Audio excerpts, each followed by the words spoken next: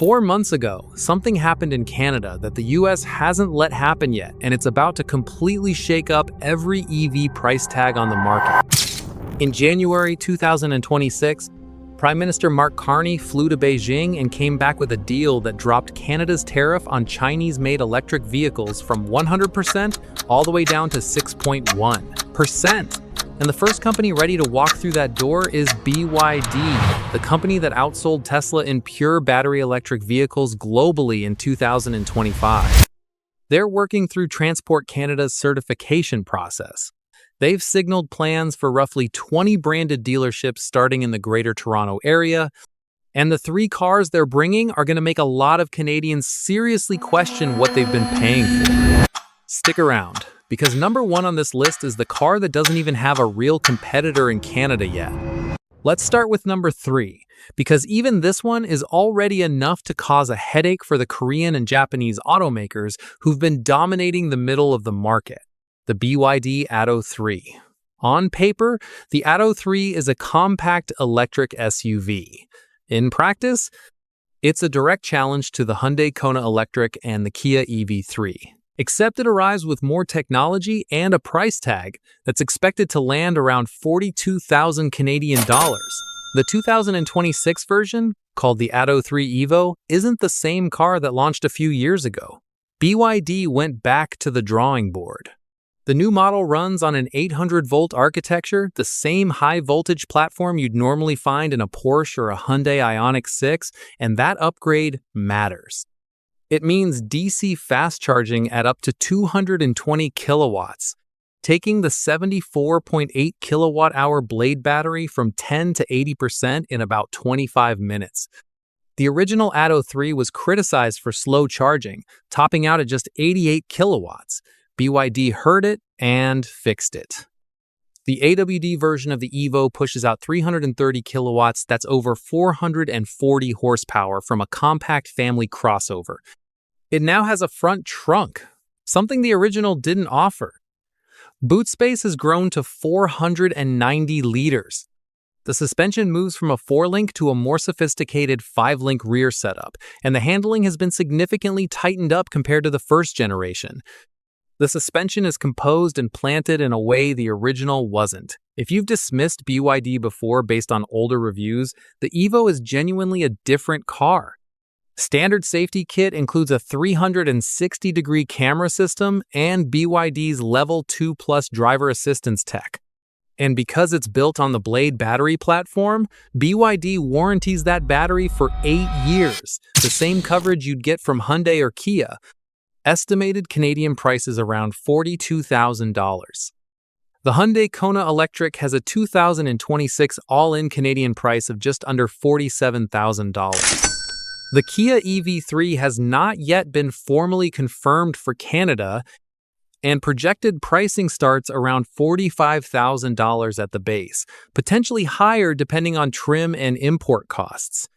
For a car that now fast charges at 220 kilowatts, well above anything the Kona or EV3 offers, and that optionally comes with all-wheel drive, the gap is hard to explain away. But if you think the Atto 3 is disruptive at $42,000, the next one costs about $7,000 less and directly attacks the biggest selling segment in the entire EV market. Number 2, the BYD Seal. This is the car that BYD built specifically to answer the Tesla Model 3. Not compete with it, answer it. The Seal was designed under the direction of Wolfgang Egger, the same man who led the Audi Group's design division, overseeing Audi and Lamborghini, and who previously served as chief designer at Alfa Romeo, and the result is a mid-size sedan with a drag coefficient of 0.219, making it one of the most aerodynamically efficient production cars in its class. The front end is low and predatory with swept LED headlights and a sealed lower grille that feeds into clean, sculpted body sides. No awkward creases, no cheap plastic cladding. It looks like it costs considerably more than it does. Underneath, the higher trims use an 82.5 kilowatt-hour blade battery. The rear-wheel drive design trim produces 230 kilowatts, just over 308 horsepower, and does 0 to 100 in 5.9 seconds with a WLTP range of 570 kilometers. The all-wheel drive excellence adds a second motor for a combined 390 kilowatts and 523 horsepower, dropping that sprint to 3.8 seconds with 520 kilometers of range. DC fast charging tops out at 150 kilowatts, getting you from 10 to 80% in roughly 36 minutes. Step inside and the interior is genuinely impressive. The cabin mixes leather and suede-like materials across the dash and door cards, with quilted vegan leather seats that reviewers consistently describe as a level above what you'd expect at the price. A 15.6-inch rotating touchscreen sits at the center. It physically pivots between landscape and portrait at the press of a button. The driver gets a dedicated 10.2-inch instrument display, and a head-up display projects speed and navigation data onto the windscreen. Heated and ventilated seats come standard on upper trims, along with a 12-speaker Dynaudio sound system. Inside EVs and the Drive both reviewed the Seal against the Model 3 and called it a credible alternative, and that was before you factor in the price difference. The Seal is expected to arrive in Canada starting around 49,000 Canadian dollars. Tesla Model 3, which peaked above $79,000 in Canada during the tariff turmoil of early 2025, has since been relaunched from Shanghai at $39,490, the cheapest it has ever been in Canada. That changes the competitive picture considerably. At its projected $49,000 entry point, the Seal would actually cost more than the base Model 3. Where the Seal makes its case is on the upper trims, the all-wheel drive excellence. At an estimated $55,000 to $60,000, goes up against the Model 3 Performance, which sits at $74,990. On that comparison, the gap is real and significant. The Model 3 has the charging network advantage throughout, but for buyers cross-shopping the performance tier, the Seal's value proposition is hard to dismiss. And that's before we get to number 1, because number 1 is the car that doesn't even have a proper competitor in Canada at any price. Number 1, the BYD Seagull. Here's the situation in Canada right now. The cheapest new EV you can buy is the 2026 Kia EV4, which starts at $38,995 before freight. Below that, there is nothing. The Chevy Bolt is gone. The Nissan Leaf is gone. If you want a new electric car in Canada and you don't have $40,000, you've had no options. Estimated Canadian price is $20,000 to $25,000 Canadian dollars. That is not a typo. That is a brand new electric vehicle with a Blade battery and a rotating touchscreen for less than a base Honda Civic. The Seagull is a 5-door subcompact hatchback, similar in footprint to a Mini Cooper, though it's actually marginally shorter at 3,780 millimeters long, and unlike the Mini, it offers proper 5-door practicality.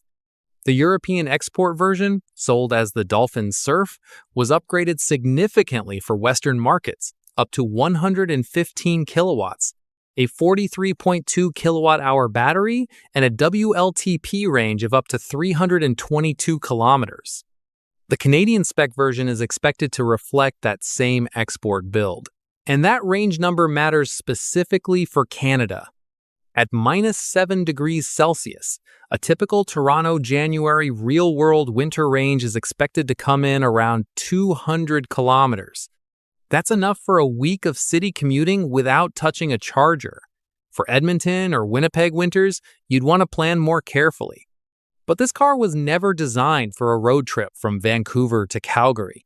It was designed for the majority of Canadians who, based on National Vehicle Survey data, average around 42 kilometers of driving per day and who currently have no affordable EV option at all. The interior includes a 12.8-inch rotating touchscreen running BYD's D-Link infotainment, physical controls where it counts, wireless connectivity, and a driving position with excellent visibility thanks to the upright greenhouse and large windows. Inside EVs tested a China spec unit and called it scary good for the price. The Blade battery underneath carries the same nail penetration safety certification and 8-year warranty coverage as BYD's more expensive cars. This is not a stripped-down experiment. It's a fully engineered product that BYD had already sold over 1 million units of globally by mid-2025. Here's the catch that's worth being honest about. The Seagull still needs to clear Transport Canada's cold weather validation process, which is why it's expected as a second wave arrival in 2027 rather than the first launch vehicles in late 2026. And because Canada has no free trade agreement with China, none of these BYD vehicles qualify for the federal EVAP rebate. That's up to $5,000 you won't get back on the Seagull. Even so, a $25,000 Seagull without the rebate is still roughly $14,000 cheaper than the cheapest EV currently on sale in Canada. The math still works. American consumer watching this from across the border now knows that a Canadian dealership an hour's drive away might soon have a brand new electric sedan whose all-wheel drive performance trim undercuts the equivalent Tesla by $15,000 or more, and a city car for $25,000 that didn't exist in North America at any price a year ago. Whether that pressure eventually changes anything south of the border is the real question.